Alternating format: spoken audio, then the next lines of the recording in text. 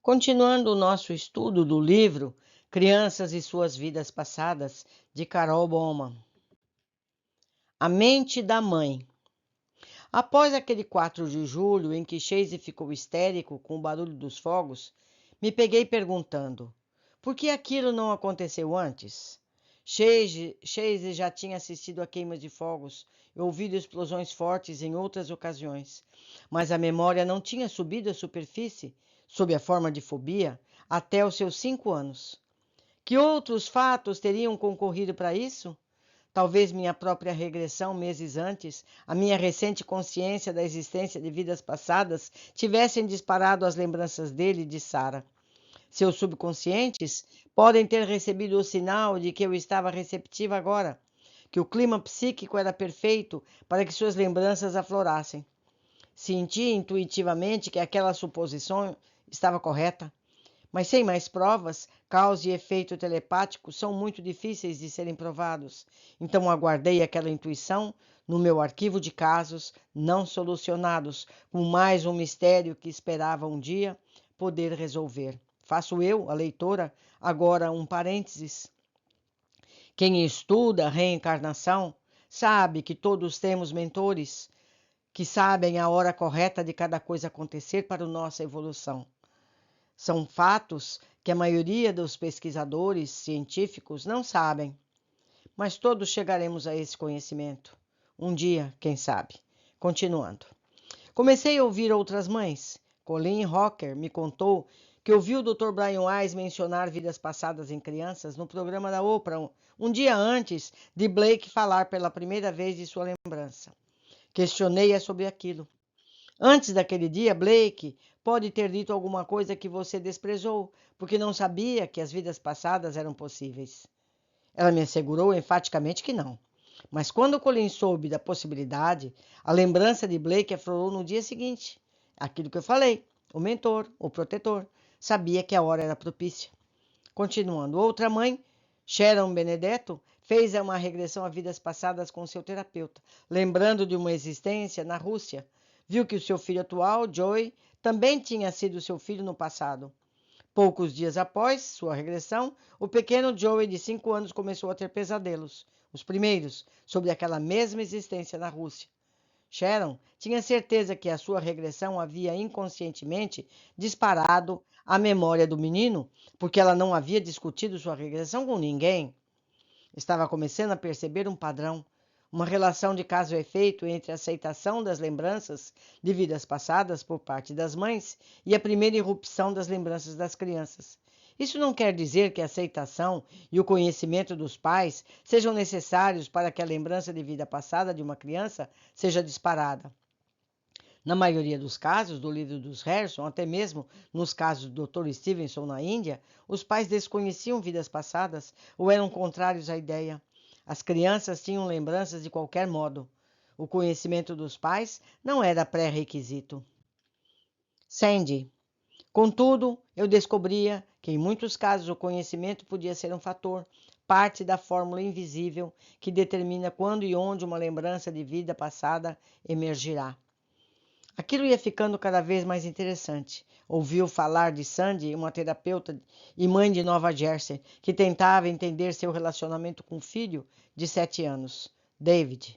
Sandy me contou que ele agia como se fosse uma inimiga, como se precisasse se proteger de mim. Será que eu era assim tão má? Sandy costumava escrever no seu diário, com um meio de meditar, um método de invocar sua voz mais íntima para resolver problemas pessoais.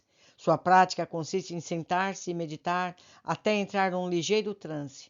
Então, com as questões na mente, escreve livremente até que as respostas emerjam da escrita.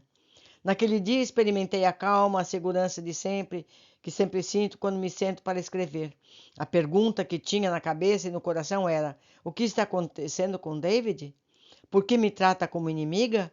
Quando comecei a escrever, fui surpreendida com as palavras que surgiram.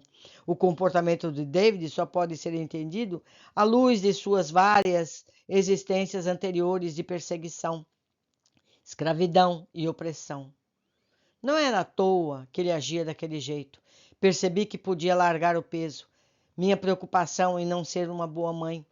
que carregava, podia me concentrar em descobrir meios de confortá-lo e ajudá-lo. Fiquei melhor e comecei a relaxar. Nesse exato momento, David entrou no quarto e perguntou: Mãe, o que você está escrevendo? Foi uma surpresa durante o ano e meio em que escrevi. Jamais David havia entrado no quarto e perguntado o que eu fazia. Disse-lhe que estava escrevendo sobre ele. Perguntei se ele queria ouvir, e ele aceitou entusiasmado. E eu li. Ele ouviu atentamente. Ao terminar, olhei para seu rosto. Parecia diferente, sério, ponderado, com um ar longínquo. Então, como se alguém tivesse acionado uma chave dentro dele, começou a falar pausadamente sobre suas vidas passadas.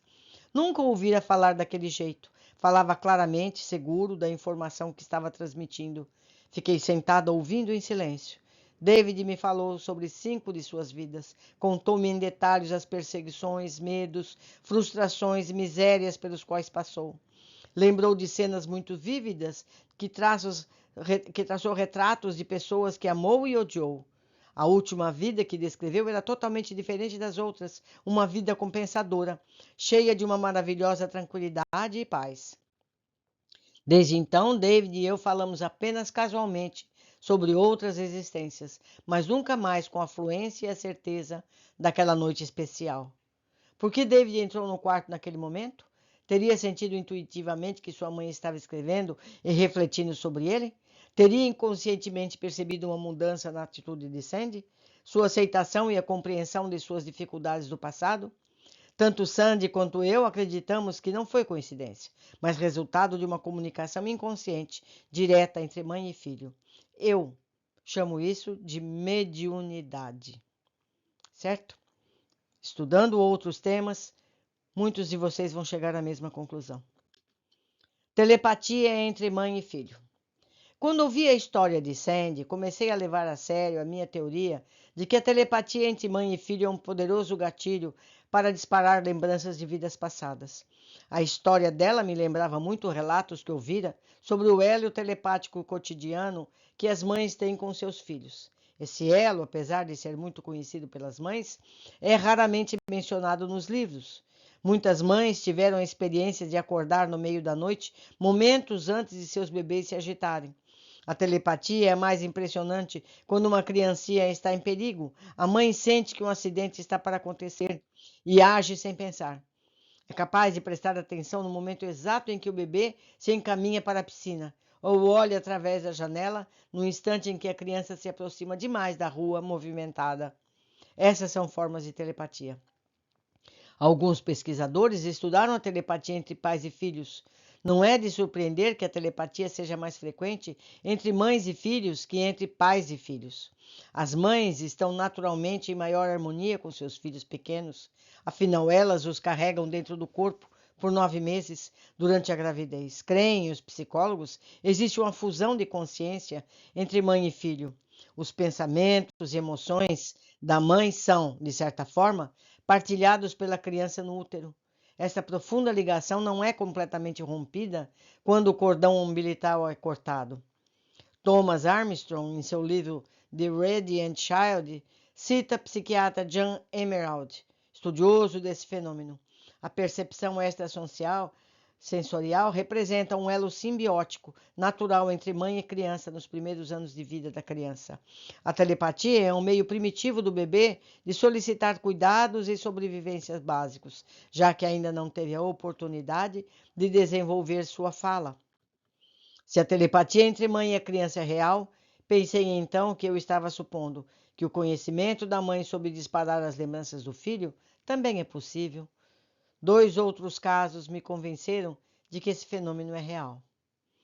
Meus amigos, há muita coisa envolvida todo esse processo, que outros livros poderão esclarecer, que não cabe a mim, neste momento, verbalizar, porque cabe a cada um de vocês também pesquisar e também formarem as suas teorias sobre o assunto.